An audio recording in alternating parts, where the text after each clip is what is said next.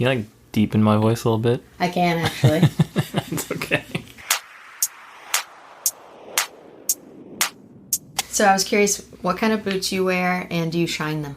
They're Nike Air Jordans. Shut up.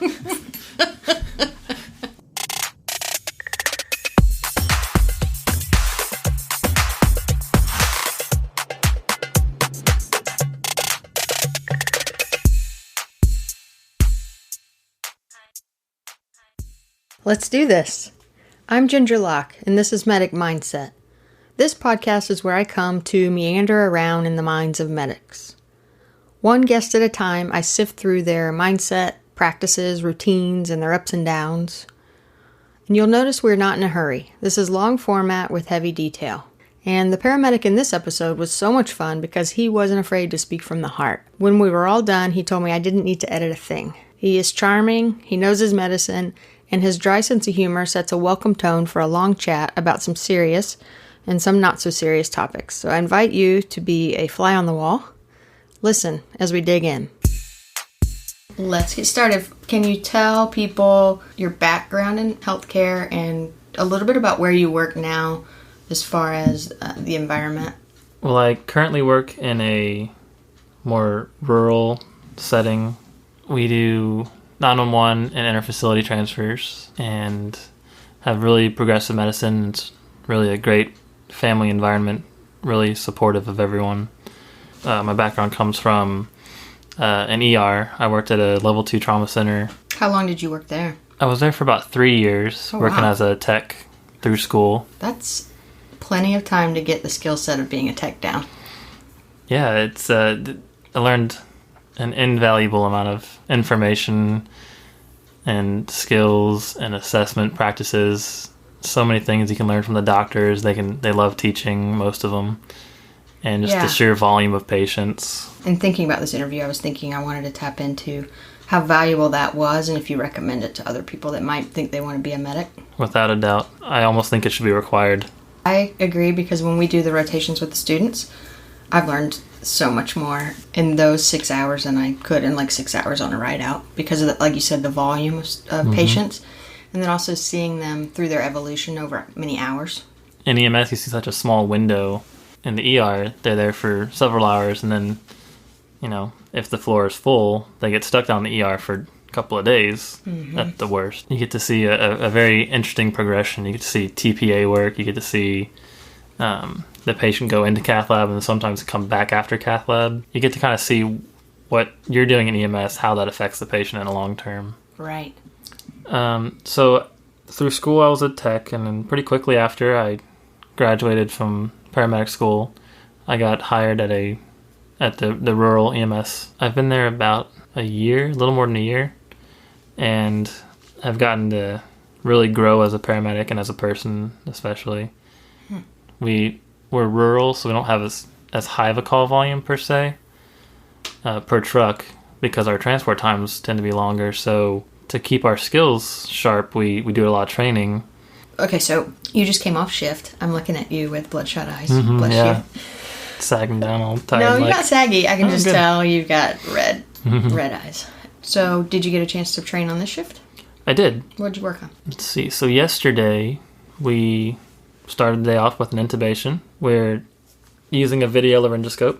It's just, where it seems like it's so easy is the downfall of it, because people get so overly confident with it that they think they can just stick it in the patient's mouth and see the cord and shove the tube in and it's fine. Yeah. But really, it's not like that at all. It's got its own difficulties, and our percentage since we started doing daily intubations has almost doubled, which is slightly sad to say that we were that low to begin with, but well, if you're not improving, Yeah, and if you're not improving, and if you're not even looking at that stuff, the fact that you're collecting the data and looking at the data speaks volumes.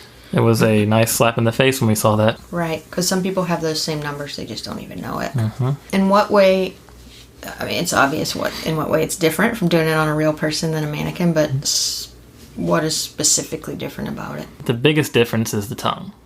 They can't simulate a big, floppy, wet tongue in a mannequin. Conveniently, in the mannequin, when it's laying supine, the tongue just elevates up and opens the airway itself, like it's just a magical floating tongue. Yeah.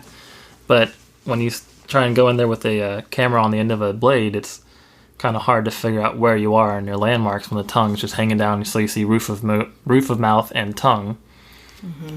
So we've improved on using the suction catheter to lift the tongue and then get the blade in, and that helps, number one, keeping gunk off the camera screen or the lens, and then also finding your landmarks more easily, and that alone has helped a lot with everyone.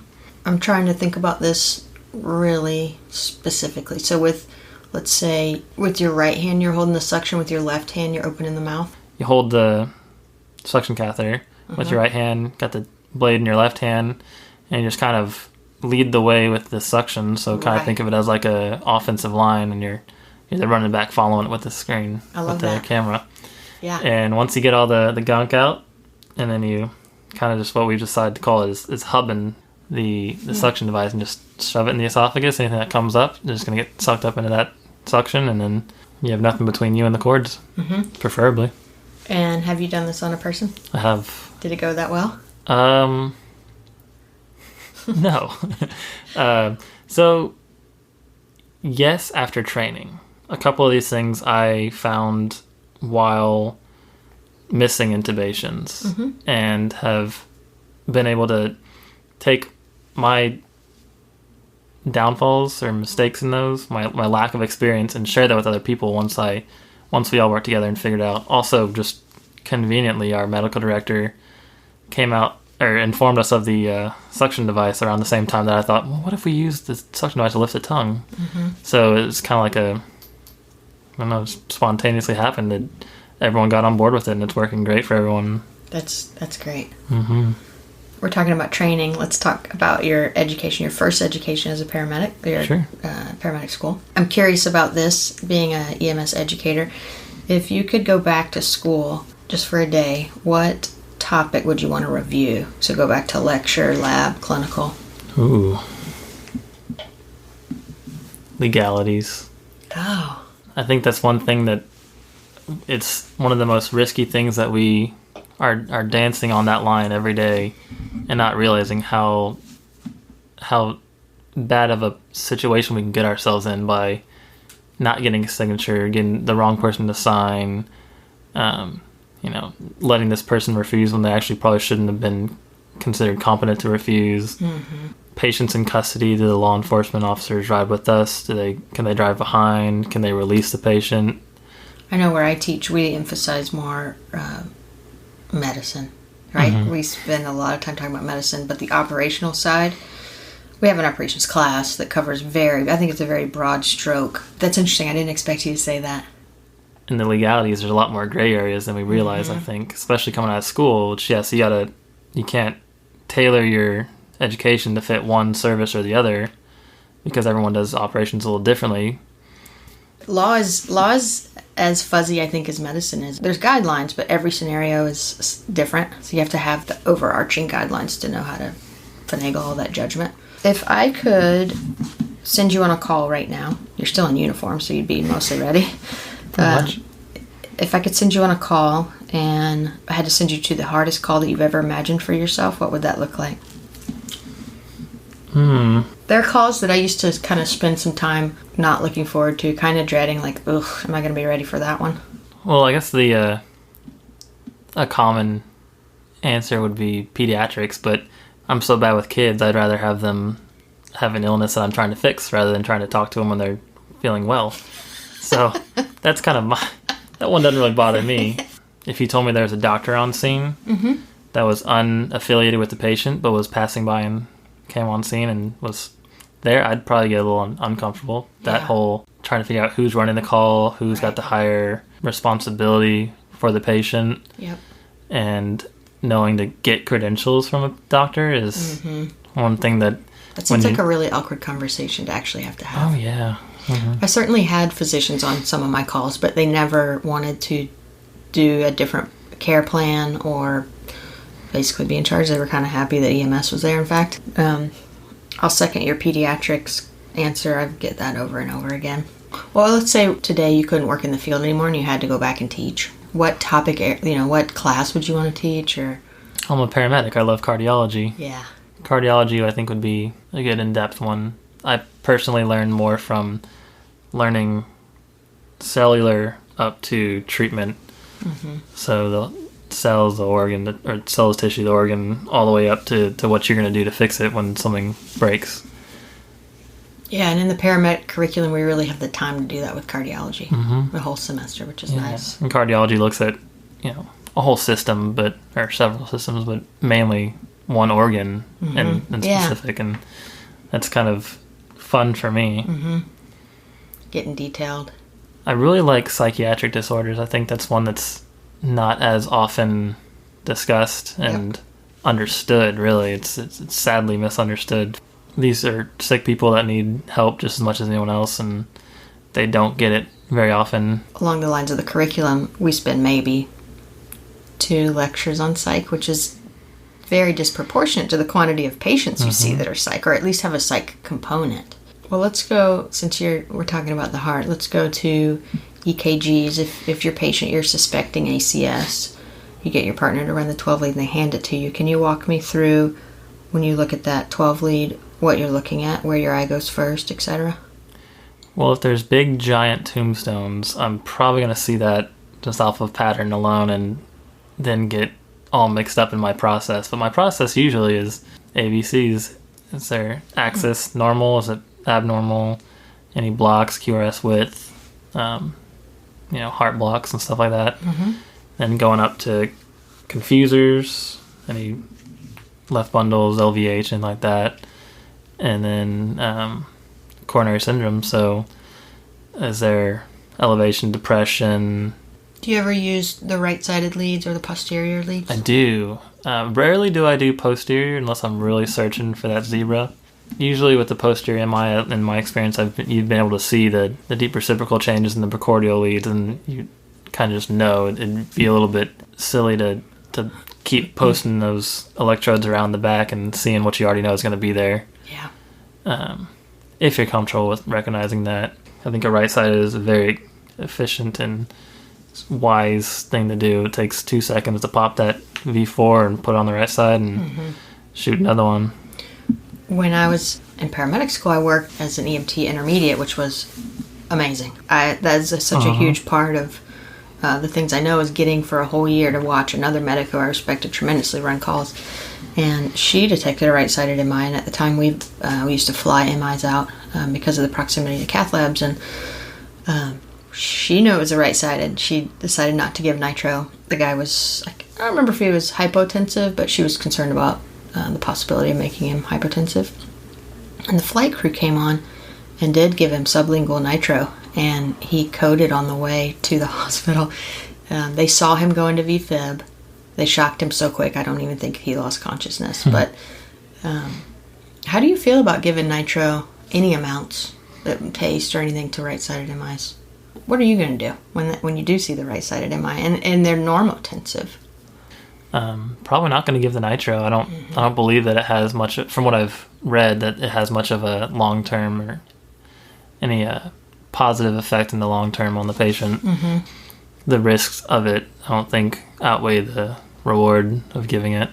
I remember the flight crew brought us the rhythm strip where they had shocked him, and that just made a mark on me forever. All right, well, let's switch gears. But I like to know what equipment people use on their person. So we all take monitors and airway bags, but what do you carry with you physically to a call? So going from the pockets to the belt, I'll say I have a notepad for my notes, and for a couple of reference materials, I have some different VTAC criteria, different Welland syndrome, and another odd confusers and different types of MIs that you can see on the EKG, in case I forget. I have a pediatric vital signs reference chart, because who wants to sit there and memorize all those things and get them confused on scene when you're stressed out because your patient's not doing well. I keep a Cliff Bar or some kind of granola bar in my pocket at all times, because you never know when you're going to be 3 hours away from home hungry. That's one of the biggest lifesavers. And a pen and a Sharpie, a pocket knife, which I can't leave home. I can't even leave my bed without a pocket knife on me. What do you use it for?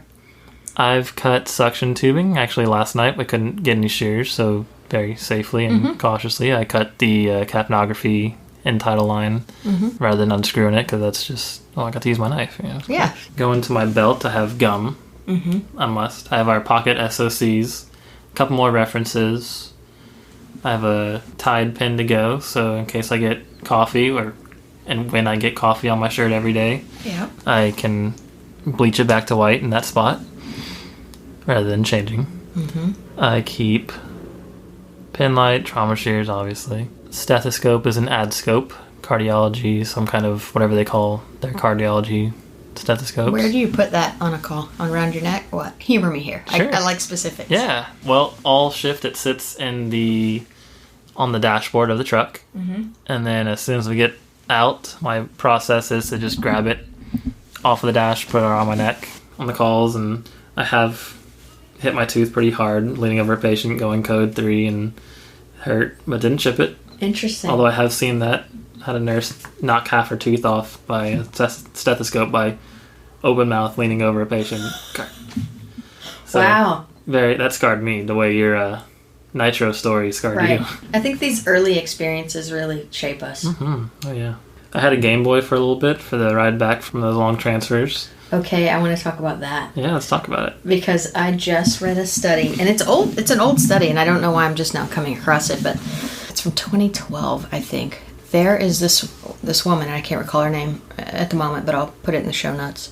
She studies the benefits of video gaming, in particular as they relate to post-traumatic stress disorder. What the evidence is showing is that if you play a very visually stimulating game, Tetris, Candy Crush, something that makes you just, intense visual focus, if you'll play that for 10 minutes, within, I think it's 6 hours of seeing negative images, which paramedics certainly see, it apparently decreases the occurrence of flashbacks. Interesting. And it just has to do with occupying that visual center in your brain when your brain's, I guess, processing the image. Had you heard this before? No, I haven't. All I've heard is negative things about video games. They're getting a bad rap these days. That thing's heavy, right? You carried this in your pouch? I love it. Yeah. That's good for pediatrics, too. Sure. I've seen that at the pediatric center. They'll let kids watch a little something or play a little something to distract them. And we have tablets, and each of us have a cell phone. I always, rather than trying to console a baby that I know is hopeless for me, I'll put on a little YouTube video of a train or something and let them watch it, and makes everyone's ride more pleasant. So again, I'm not going to let you off the hook. Specifics here. What video do you play for these kids? Just YouTube search. Okay, yeah. What do you search? Train? Yeah, like children's train video, or like I thought I put Teletubbies on, but that kind of terrified me when I was younger, so I didn't want to torture the poor child. They're already in an ambulance, so I didn't want to do that. Like Thomas the Train? That might be it. Okay. I'm telling you, I'm not a kid person. Some type of train. Idea. Yeah. All right. They like trains. They do. I think. This one did. Good. So you said you had, and I keep having to go back to stuff because I like details. So you said that you had other reference cards in your, I'll call it your pouch, your belt pouch. Pouch. Yeah. What are they? Just don't call it a fanny pack. Yes, sir. List of blood thinners.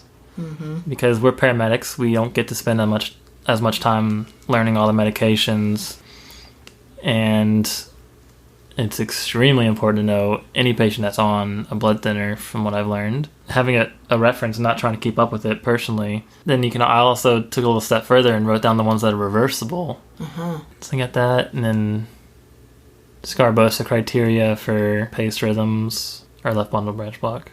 Working on getting a little stroke scale or neuro assessment and a NIH scale. Probably be beneficial just to, instead of trying to remember all the different neuro assessments and trying to go through them, why make it harder on yourself? Why not just have a little reference sheet and pull out in 2 seconds and have it right there? Yep. You're the third interview and the third person to talk about checklists. I'm so happy this is checking. Oh, yeah. This is it's catching on. Yeah, the airline industry's been doing it forever, and it's long overdue for medicine to start using more checklists. And they do it a lot in the OR as well. But in EMS or emergency medicine, we've long thought it was almost shameful to bring out a piece of paper, and that's just ridiculous. There's a lot of pride in EMS that needs to maybe go away. Yeah. So the NIH scale, or the one you think might be called NIH, this is a stroke scale? Yes. All right. Because I know the LA pre-hospital stroke scale. I know Cincinnati stroke scale. Yep. But the I NIH don't know. That's new for me. It's one that it's more of an ongoing test. That's why hospitals use it, and that's why we don't really learn it in EMS. But if we were able to go in and tell them, I swear it's NIH. Now I got me a second guess it myself. could very well be NIH. I'm just, I'm learning from you. Sure. If you were to go in and say, hey, at this time when we made patient contact, their NIH scale was this number. And then they'll reassess when they get to the hospital and see if anything's changed, if it's gotten worse or better. And then, pending whatever their treatments are, they can go in further. Say they gave TPA, and then, now it's down to this number. Do it. Doing it. You can't drink it with your headphones on? Can you hear me swallowing when I don't care. You can swallow. Are there speakers in this? No, it's all coming from right here. Oh, okay. I'll just turn around. Do you know of a medical error you've made? Oh, yeah. Oh, yeah? Let me think. We had a patient that had the most beautifully pronounced sine wave I've ever seen. It was a cardiac arrest, and I was a partner on this one. Well, my partner asked me to give sodium bicarb, just because it's a wide PEA, and that's in our protocols. And also, we're probably thinking hyperkalemia if they had that big, wide sine wave. So I draw up, and I go off of there's 2 units on there, or 2 units of measure. So units of sodium bicarb, and then I was drawing it up. I got mixed up and was a little excited. This was a while ago, and pulled up the proper amount in grams and not units, and basically gave them half the dose that they needed. And it probably, it could have brought them back around. Who knows? Sounds like the treatment for what the problem was, and I think I misdosed that one. So who knows what could have happened? But sure, definitely own that one. That's interesting that you're saying that about the grams. I'm going to have to look at a vial. I thought that was a good idea to put them on the same scale right there. I've never noticed the grams on there, but I don't doubt it. It might be milligrams, but it's some other unit. And interesting. Maybe I was just that tired in that middle of the night and that excited about the code. Yeah, I mean, fatigue plays into it too. Sure. All right, so you underdosed someone. Yeah, that's... I thought you were going to go down the route of you made a diagnostic error, because when I talk to new medics, they tell me about their diagnostic errors, and I'm like, no. That's not a medical error. That's medicine. That's practicing medicine. And really medical errors, like making a medication error, is also practicing medicine. And I appreciate that you talk about it so freely, because I've always said there's 2 kinds of medics, the ones that have made medical errors and the ones that will. If you haven't made it yet, you're on your way to doing it, and doing it again, in fact. So when that happened, when did you become aware that you had underdosed them? When we got back and we're restocking, I looked at the pre-filled syringe and I was like, oh, we should be restocking 2 of these. Then I realized I gave half the dose. Yeah, and I'm curious, did you tell your partner or tell anybody? Oh yeah, I told them. We do clinical variants, as we call it, on our website, our internal website, and we just go on the links and we type out, what we did, any reason for doing it, if it was a purposeful clinical variance. So we just went in and said what report it was, what I gave, how much I gave of it, why I did that, if there was a reason. I just said, whoops. I'm new here. I was excited and misread the thing. And I went to the captain, talked to my captain right after, the next morning or whatever it was. And, so no big deal. Just don't do it again, Thanks for reporting it. Yeah. I found that if you self-report anything you do wrong, the outcome of it is far less severe than if you try and hide it. Yeah. Definitely for your own personal, professional future. But also it helps the system. So now, if people can talk about it, at minimum your partner and your captain now know that is kind of a rubbing point, that other people can make the same error, and when you can address it system-wide, it's an opportunity to fix something that usually isn't. There's something wrong with the system itself, not the human. Humans are going to work within a system, so if you can change the system. Yeah, so thanks for sharing that one. Of course. Do you have a fixed partner? No. So we all rotate partners throughout our service, on our different shifts at least, and then we trade shifts, so you're with everyone at any time. Currently I'm with a trainee for about the 3-month roughly 3-month clearing process that we have. I could talk to you about that for an hour, but Oh. I know I only have you for so long. Have you done that before? Have you had trainees before? I have. This is my first long-term one, and it's kind of a unique situation because I've been a paramedic for a year and he's been a paramedic for 6 years. That And is so unique. That is causing some unique issues. That sounds like a challenge. We're working on it. That sounds like delicate. You have good interpersonal skills, though, so. Can we dig into that or no? Sure. Yeah. Do you find that they're receptive to your instruction? This one, no. No. I've determined... I feel quite strongly now that after this last shift, he does not think he can learn from me. Going back to what I said earlier about pride, it's one thing that EMS needs to shed. Is there anything about the job that is hard to you that you just didn't even see coming? Aside from everything, specifically, probably just talking to family. And it was intimidating at first, giving bad news, but also educating. I think that's what it is the... We think of telling bad news to family members or just explaining what's going on to family members as a negative thing, as a scary thing, but it's so easily something that you can turn to a positive and make an education because really I think we have a chance to get through to them that other places, other aspects of patient care don't get to do. And that's, it is nice to have that one-on-one fortunate. time, or the one-to-one ratio. Yeah. Yeah. Yeah, it all goes down to that is we have one at a time. You do. Well, for the most part. Hopefully. So I was curious if you had a fixed partner because, and this is a pretty intimate question, so answer it however you want, or don't answer it at all. Sure. The reason this question came to mind for me is we had a speaker come in and talk to our 5th semester students, and he's been doing it for 30 years. And he gave 10 pieces of advice basically to a new medic. And one of his pieces of advice was, don't confuse the intimacy you share with your partner as being romantic intimacy, that you have such a tight bond with them that some people confuse it or don't keep it straight in their head what that connection is. Have you felt that connection? And if you have, what did you make of that? Oh, yeah, I did. And I pursued it. And I'm working on breaking it. And it's been tough, but if you both approach it as adults in a professional place, it's something you can back off from. Like you were saying, my service, we don't have one steady partner for a long time. We kind of do it. It's supposed to be about a 2-week thing, but there's so many trades, you don't really get a consistent partner. But yeah, definitely. I don't know if it was confused or if it really is something, but sure, hard to tell. However, it's not, in my opinion, worth getting mixed up in work and personal relationships in that sense. So it's a unique experience. I loved having a partner, and I had a series of fixed ones that I got really close with, and they'll always be special. Yeah, there's something invaluable about that. You just have each other's backs for so long, and you just know what each other are thinking.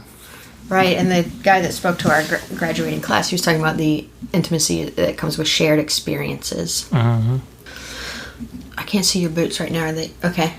So I was curious what kind of boots you wear, and do you shine them? They're Nike Air Jordans. Shut up. Big puffy ones. These are actually called Redbacks. I think they're an Australian boot. And honestly, when I take the trucks into the mechanics, I'm wearing the same boots as the mechanics. Yeah. But they're a slip-on boot that cannot be shined, which is an unofficial requirement of our service. And so I just use the leftovers on the brush after someone else has shined their boots, and just shine mine, and it works well enough. They're comfy as heck. I've had them for a year, and they look brand new, don't they? Yeah. They look really comfortable, too. Yeah. Don't mean to not drop names, but they're a slip-on boot, and they're good. No, you can drop names all you want. Sure. What was the brand again? Redback. So I have Blundstones. Blundies. Oh, yeah. Have you heard of these? No. I'll show you here in a minute. They are also Australian or maybe New Zealand, but same pull-on thing. Does it have steel toe or no steel toe? No steel toe. Yeah. I wore steel toe in construction for about 5 years, and I do not ever want to wear those again. Yeah. You live in the woods? I do. I just moved into a cabin in the woods with holes in the walls and bugs everywhere. And I love that. Does it have... And the plumbing's out right now. Yeah, I don't mean to insult you, but does it have electricity and plumbing? It does. It does have all that. The plumbing was broken the other day. So that's off. The electricity is working just fine. There's a hole in the wall because when the last people moved out, they just yanked the AC unit out of the wall, and it's a cardboard box cover right now. Real fancy. So this is a dream of mine. This is my escape dream when I'm stressed or hating modern civilization. I want to live in a tiny house in the woods. So I envy you. Do you spend a lot of time alone? I do. I like being alone. Yeah, me too. So this was always my dream home idea. It was literally a small fixer-upper cabin or house at the end of a dirt county road and close to a city, and it's secluded. There's a creek right behind it, so I can hear that and all the bugs and the critters and stuff. Anytime you want to come out. I have a guest room. Well, I secretly wanted to do this interview there. I should have just told you. Yeah. Maybe we can do a round 2 there. I feel guilty of people driving all the way out there that hour or so to just the drive did hang out. Encounter. Like, I did think about the timeline. I was like, I'm not sure I can squeeze everything in. Yeah, but I definitely want to come out there. Yeah, I will bring beer with me. I think the process of it is going to be anytime you want to come out and hang out, work off some stress, do some work, help me out. I'll provide the beer no matter what. No. Come out and we'll both bring beer, and then we'll have lots of fun. Well, there you go. Beer in the river. You're a big camper, right? I am. Camping? I do enjoy camping. That's why I gave you the camping chair to sit in. Oh, yeah. I feel at home in it. I was like, he'll be comfy in this. Oh, yeah. When I asked to interview newish paramedics, what did you think I would ask? I don't know. I was kind of thinking stuff that I would suggest to paramedic students on how, what would you like to let people know who are about to go into the field, what you've learned from being in the field for a little bit of time. Yeah, so that's a twofold question I do want to ask. So the first question is if you could go back and talk to you. So if you could talk to yourself as you're beginning paramedic school or along that road, what advice would you give yourself, knowing what you know now? Lighten up. There's no sense in getting worked up. It's a hard job, and why make it harder by getting all excited? Don't be so hard on yourself. Kind of the same thing. Just, enjoy it. Life's too short to dwell and be upset about things. And so I want to play devil's advocate here because I think the reason you are such a great medic, and I know that you are because we've talked a lot, is that you were hard on yourself and you had really high standards for yourself. So academically, you had really high standards, but what specifically were you hard on yourself about that you would change? Because I think you don't want to change too much because the outcome's been great, but what specifically could you have lightened up about? Not so much the learning. I think you should, well, I guess I am kind of contrary to myself, but be hard on yourself. Learn what you can. Expect highly of yourself in your education. You're in this for the right reasons if you are. Just lighten up. It's not like, it's a beautiful world out there. There's no sense in getting all upset on a call, and when a call drops, crack a joke on the way. Yeah. Don't let yourself spiral down with the patient. They're the one having a bad day, not you. This is your dream job. Enjoy it. I like to hear what people talk about on their way to a call because when I was in the field, it varied depending on the nature of the call. Is that your experience? Sure. Like, do you talk about differentials, or do you talk about whatever conversation you were in the middle of? Depends on how good that conversation was. If it's like talking about cheese or camping or something, we'll keep the conversation going. Cheese? Oh, yeah, I love cheese. I have cheese. Oh. What kind of cheese do you like? All kinds. Goat cheese? Chev? Recently, like goat cheese, yeah. Yeah, I'm a cheddar guy. I like cheddar. All right, so keep talking about your cheese. Or if it's a good call, like if we think it's a cardiac arrest, it's unresponsive.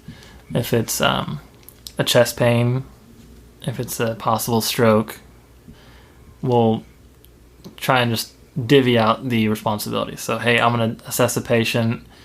Why don't you get him on the monitor?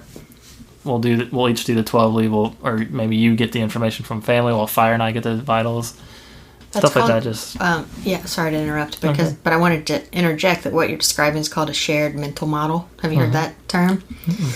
You're doing it. It's getting everybody on the same page, and the efficiency. It's much more efficient to do it that way if everybody already kind of knows what's going to happen. And I guess that comes back to us having a steady long-term partner or splitting around. If you had a partner for 6 months at a time, you just automatically know what your role is. But when you're switching off, and especially when you have students and when you have a third out new hires with you, divvying out their responsibilities just takes away all the confusion on scene. We get our EKGs done faster, we get the patient off scene faster, which is what we want to do. And obviously we talk about the poor driving skills of the people in front of us. Respectfully. Loudly. Very loudly. As if the horn wasn't loud enough and the sirens. We like to discuss them There open-mindedly. are pros and cons to having a fixed partner. The con would be it's possible that you develop, like they would enable you to have deficits that they fill in the blank for, right? Use them as a crutch on something, IVs or whatever it might be. But the benefit is that shared mental model. You're just like a well-oiled machine. Yeah, really. I had a partner for about a month. Just kind of happened that way, and we were just like that. We just knew what we were doing. Read each other's minds. It was cool. Okay, so we talked about the advice you would give yourself. Advice to a brand, let's say you've got a trainee day one, like never had an EMS job ever. How do you frame the day for them? What kind of mindset do you try to get them in? Trying to get them to open up to me in a realistic, non-bullshit way. Just, what are you thinking right now? I like to set the standard of, you're not going to offend me. This is a professional environment. Friendship is regardless here. Just, we're not here to be friends. We're here to do your job, get it done. Friendship comes after that. You build that over time. You kind of earn it. But right now, I got to make sure you're on the right page. Tell me what you think you're good at. Tell me what we can work on. What concerns you so we can work on that. And then just kind of get through the day of see how it goes. Yeah, that's a challenge. Some people are better at being open than others. So going back to your cabin, I was just thinking about you do have electricity. Do you have Wi-Fi? Good question. That's what's given me the most anxiety, I guess, by moving out there is I've always had internet.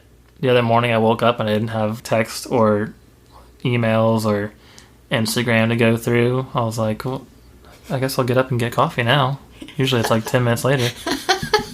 But when you do get access to the internet, let's say you wanted to get on the web and turn on your medicine mind, what websites might you go to if you do it all? So if I need to look up anything or if I'm curious about something, very first go to so much faith in this website is eMedicine through Medscape. I just search whatever I'm searching and then eMed. I've seen several doctors with decades of experience always using that one. They swear by it and I started using it and it's for professionals. So all the pathology, pathophysiology, what's normal, what's abnormal, what you're going to see, presentation, all that stuff. Just basically what you spend a week learning in school is there and you can read through it in a matter of minutes. Yeah. There's a couple of cardiologists that I like to follow. Dr. Smith's EKG blog is a good one. He's always got something groundbreaking and cutting edge that I try to find and I never get to see it because they're always rare and it's just... There's a lot of rare stuff on there. But then there's also Life in the Fast Lane. Yeah. That's just a good reference. And I'm not on Facebook, so none of those sites. There's a couple of Instagram ones. Another has a few doctors and stuff on there that post pictures. A lot of trauma ones that just have like gory, weird pictures of you're gonna mangled have to bodies. hook me up with that. Yeah. Do you know their names? Not off the top of my head, no. We'll find out. Yeah, we will. Because Instagram, I'm trying to do it, but okay, I like it because I can connect with you. There you go. You can see my cabin. Yeah, that's why I know. But it feels redundant with my Facebook, so I haven't figured out what's special about Instagram yet. I'm sure I will. I'm just an old lady. It's the lack of Facebook. That it's just you post a picture and you say a little bit about it and that's it. Right. Okay. Having a photography background, that's I like that. So you have an iPhone. Do you use any apps on calls? Or do you use your phone on calls, I should say? Oh, yeah. Calculator, for sure. There's a app called PPP. Not sure what it stands for. But it has our SOCs on it. Or anytime the patient has a medication I don't recognize, or they say they have this weird diagnosis that one in a zillion people have. I'm not going to try and bullshit it. There's no pride for me. I'll look it up. Like, I don't know what that is. I'm looking it up right now. Yeah. I've watched plenty ER doctor look up stuff. And no shame. Yeah, exactly. That if you see them, they understand that they will always be learning. Then who the heck are we to think that we're We got it all. Yeah, we got it figured out. And however many years experience. The most recent thing I saw a doc looking up was bifascicular block. He just couldn't remember the exact rules. He was like, I know, I feel like it's meeting the rules, but I want to just double check. Do you read books? I do. Oh, medical books? Both. Sure. So right now I'm reading The Dharma Bums. It's a Jack Kerouac book. Medical books, we have this great big purple pathophysiology book that I got in school, and crack that thing open whenever I can. It's a great reference. Is it Understanding Pathophysiology? Yeah, that's the one. That one everyone hates, but I love. They just added a chapter to that called Epigenetics. It's about how genes express themselves in different environments. There's a new chapter in the new edition. Cool. So you're already behind. Dang, you sell that for get $20 for what I spent $100 on, and then buy the new one for $200. Yes. Yeah. And then our Garcia 12-week books, they're fantastic. I lost mine, so I borrow everyone else's. Oh, I could. Here, I'll give you my copy. No, it's okay. No, I'm going to give it to you. Okay, fine. Really. There's also Garcia is amazing. Yeah. I love the way he writes. He writes casually, like he'll inject little funny things in there. Yeah, his really casual way of explaining something is just fantastic. Bob Page, kind of similar. His capnography book, I think, is almost like a paramedic Bible. They need to have that everywhere. I've had 4 copies. No joke, 4 copies, and handed them out. So you give it as gifts to people? No, I let them borrow it and it never comes back. So yeah, I give them as yes, gifts. Yes, you do. In hindsight, I was like, yeah, you remember that time I gave that book? How about buying me this thing? Yeah. That's good. So what's this fiction book you're reading? Jack Kerouac, he did On the Road. He's a beatnik writer.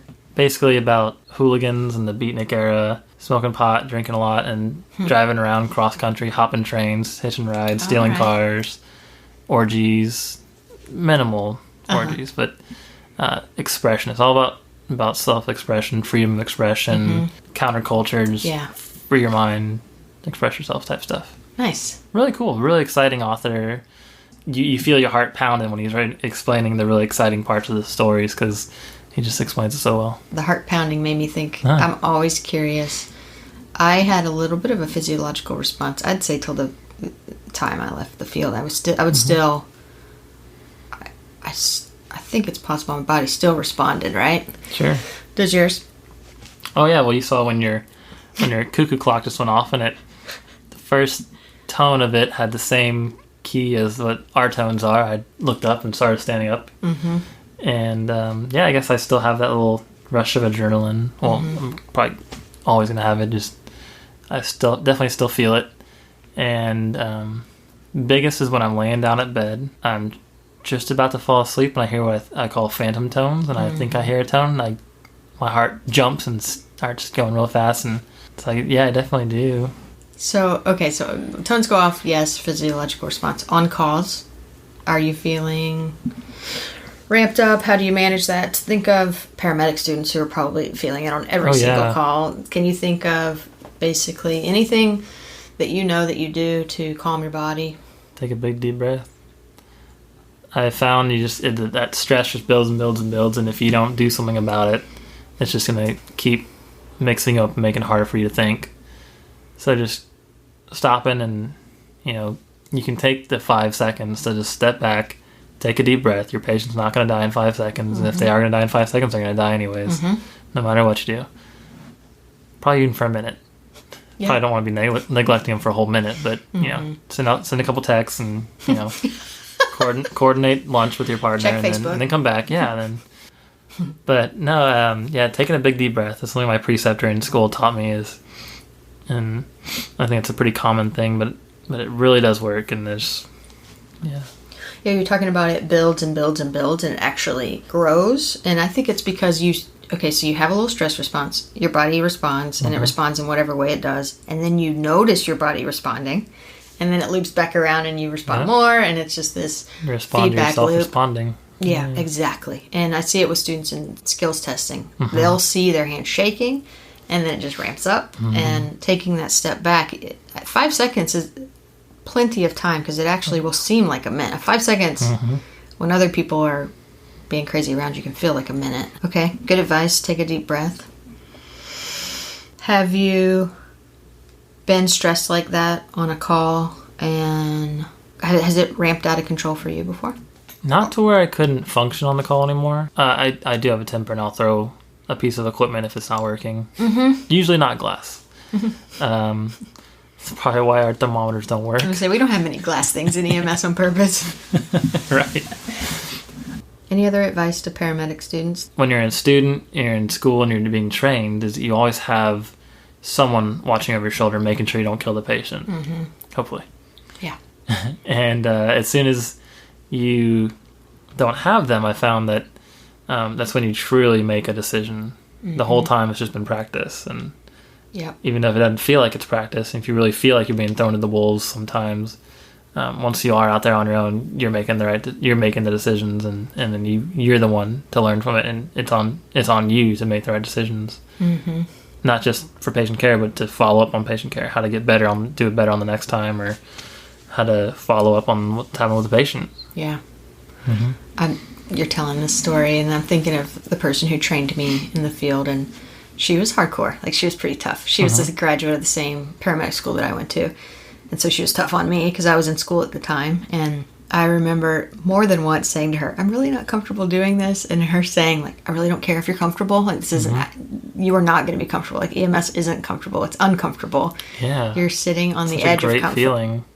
It is a good feeling? Yeah. It is when it's over. Yeah, right. What do you like about it?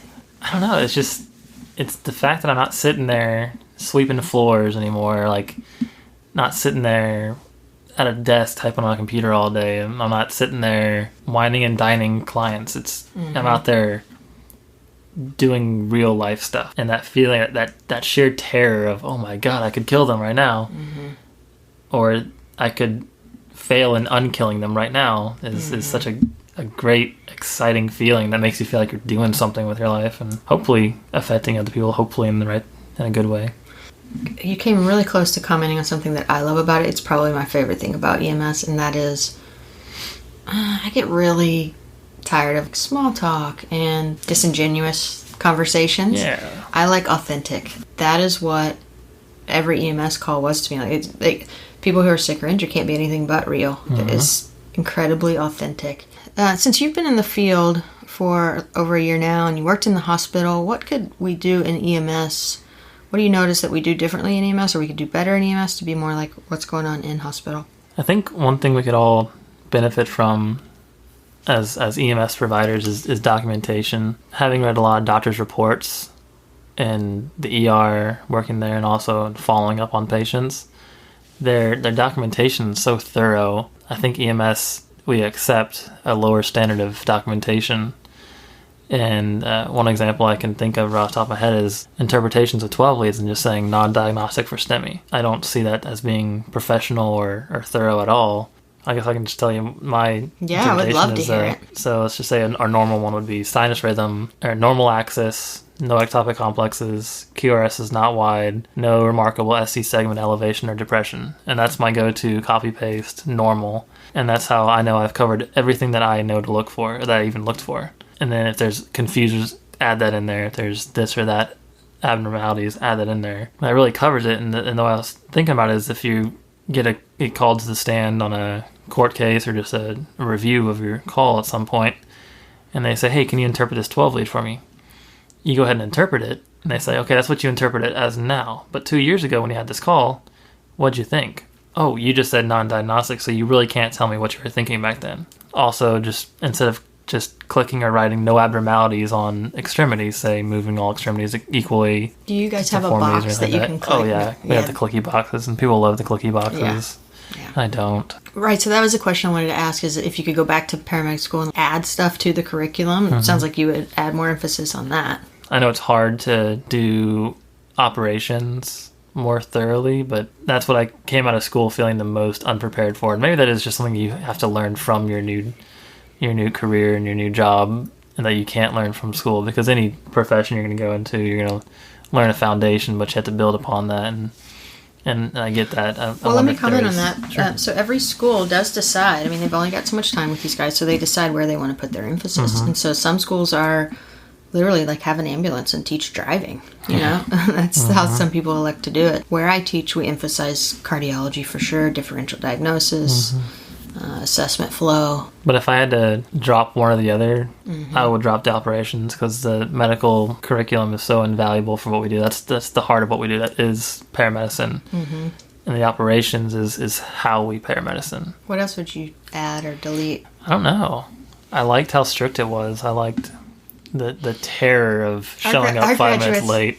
Our graduates like how strict it was after the fact. They say that over and over, but while they're with us, they really hate us. But after the fact, it's like this. Like, I can't be late or my partner will hate me. But now that I'm training and more involved with students that ride out with us, seeing the lack of professionalism, and it's even some schools where they wear a uniform to school, which I didn't have where I went, but, you know, they had this professional image, but they get to the station and they're falling asleep by 9 a.m. and they're kicking their feet up on the table, sitting on the couch and not studying, and it's just... That's something I did want to ask you if I can Sure, keep yeah, you want to keep me going? No, can I keep you for a little bit longer? Because I wanted to ask you this question. I got all day. I love it. I have no AC to go back to in my cabin. Because that's what a paramedic student would want to hear from somebody that's in the field is, okay, where's the tripping point? What could I do on a ride out to really inadvertently hack off my preceptor? What other stuff would just really grate at you? Irk me. Yeah. Headphones in when you're a student. If you're not watching a lecture or something that's part of your school curriculum. Facebook. I can't stand Facebook to begin with, so that's just a bias. That's me. Bullshitting with your preceptor when you have no room to bullshit. I think this sounds kind of old school, but I think you kind of earn the right to bullshit. You have to feel it out. And I think a student coming on, it's just not a productive professional interaction when you sit there and bullshit with your preceptor. So is bullshitting talking about drinking at the bar? Is bullshitting war stories about EMS? What is bullshitting? Like being, I think what I always say to students is being overly comfortable. Yeah, I think that might be what I'm getting at. But like, give me an example of like somebody that's bullshitting. What does that mean? War stories. I really don't like to hear anyone talking war stories. It's just, and that's how I was raised. My dad was a cop, and he explained, just how frustrating and annoying it is. And either I got it from him complaining about it, or I got it from whatever reason that he thinks that way. Is just the war stories they're not necessary. I tell very few of my stories, my calls that I ran. I think it's because I'm a bad storyteller, for one. Like, I'm just not good at it.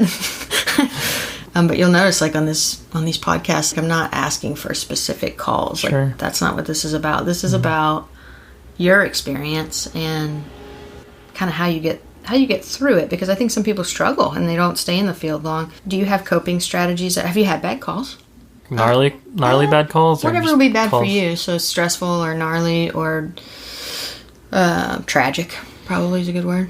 I picked this habit up when I was in the ER, but anytime I have a patient that expires that I've taken care of, I take a day to do something for them. And that's the way I cope with it. I try to pull something from the short interaction I have with the patient. For example, I had a patient that died from a boat wreck, and I took my kayak out the next day with a friend, and we just went down kayaking and had a few beers and talked about life and made a positive out of it. And it's kind of celebrating life in a way that they can't anymore, so doing it for them.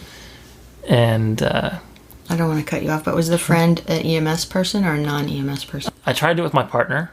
If my partner on the call or whoever else was a provider there, they're all invited. I'd always try and let them know. Bring them with me and get them out too, see if that works for them. And I had some friends at the ER that started doing it too, and they'd have a code when I was not working. They would work, and then be like, "Hey, I'm gonna go do this for this guy," and it was really good. It felt good. It helps you cope, and that's novel for me. I've never heard of that practice, and I like that a lot. It's doing something. So we're going to be thinking about that call or that patient. So physically going and doing something ritualistic sounds really, really novel. Sure, it's been really helpful. Yeah. Do you write? I attempt to write songs. Not about any of this stuff. No?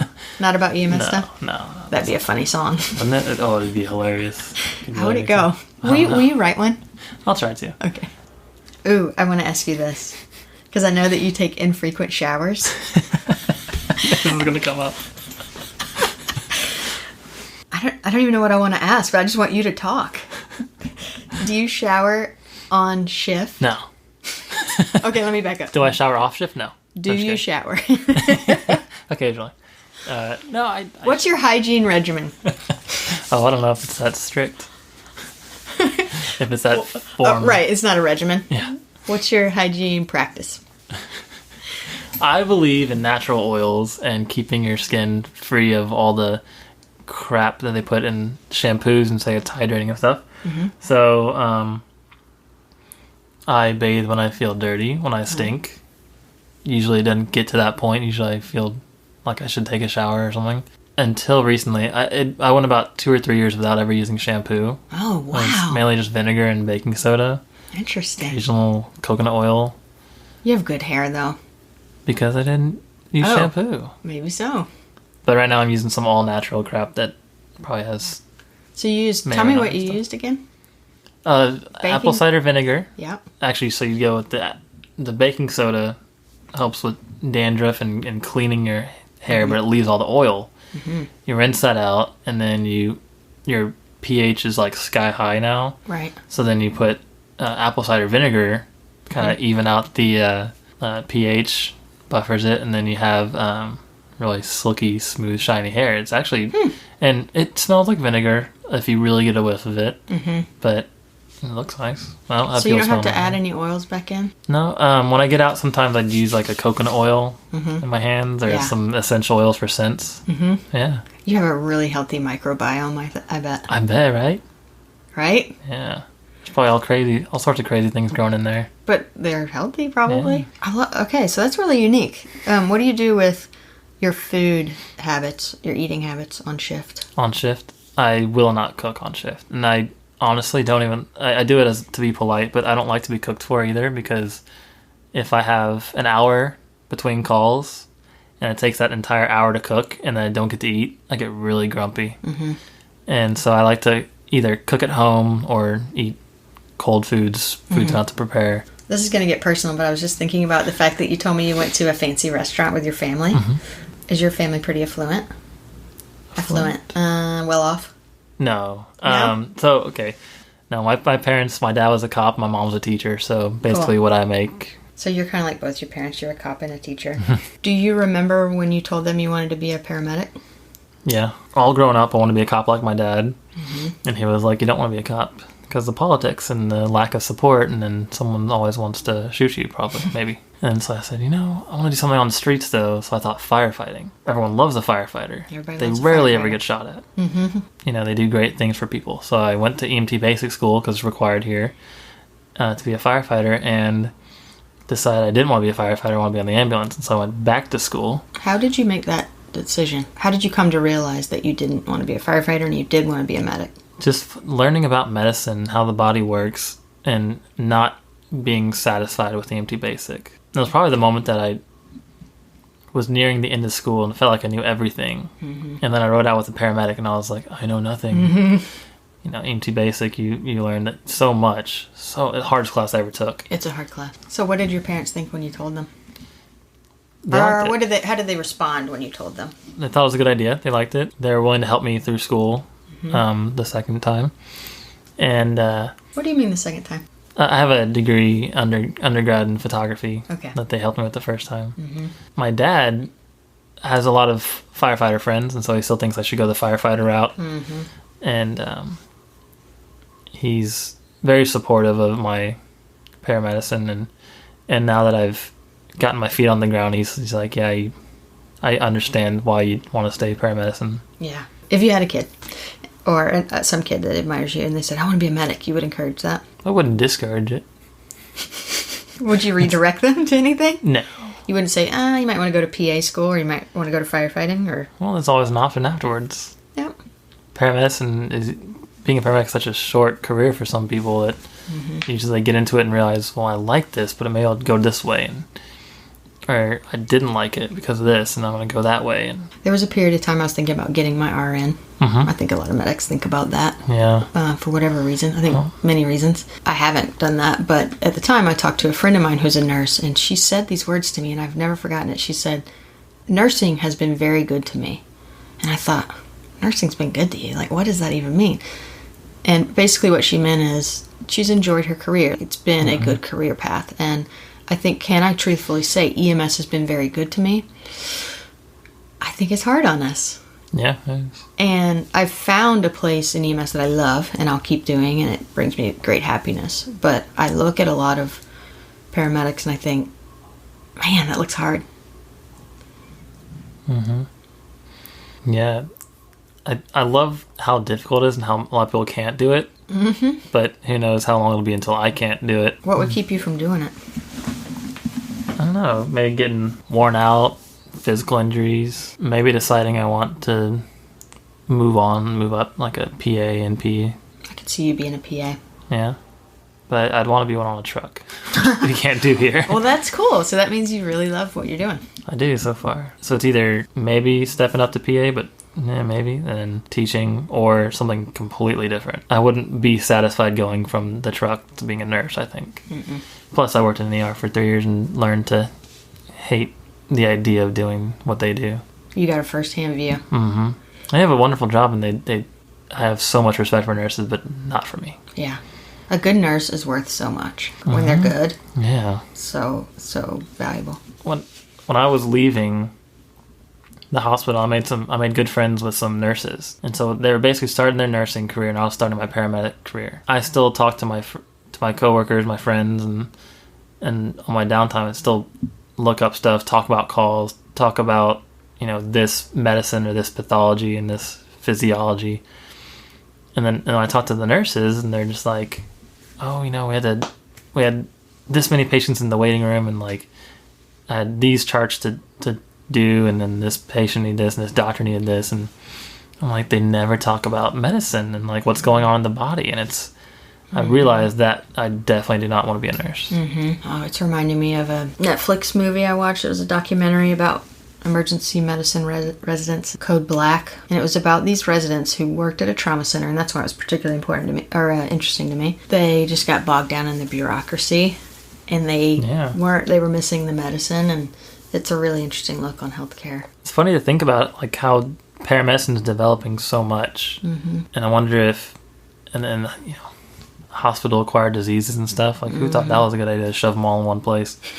What if we're gonna turn it back around and have doctors visiting patients, and maybe primary healthcare is gonna be paramedics going to a patient's house, doing some blood work, recognizing pneumonia or something, and then treating them at home where they're controlled, their environment, they don't have anyone else's bacteria, they're not sharing their bacteria with anyone else. Yeah, makes so much sense. I want to ask this, and I'm not even sure of my own answer, so good luck.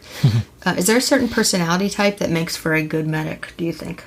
I think what makes paramedicine so good is that so many different personality types can do it. Do you classify yourself as an introvert or an extrovert? I don't know. I'll give you the definitions of both, because the definitions are different than what I thought. Oh, okay. So I always thought introvert meant shy. Introvert is more nuanced than that, and it's basically, okay, so what environment do you go to recharge? Would you rather be in a group of people and that's where you regain energy, or would you rather be quiet and alone and that's where you regain energy? Quiet and alone. Yeah, same Especially lately. Yeah, I find myself getting, like you saying earlier, getting bored of just the mundane small talk. I think EMS ruined me in that way. Yeah. Because when I go to coffee talk, well, not coffee talk, because coffee talk can get pretty intimate, but cocktail party talk, oof.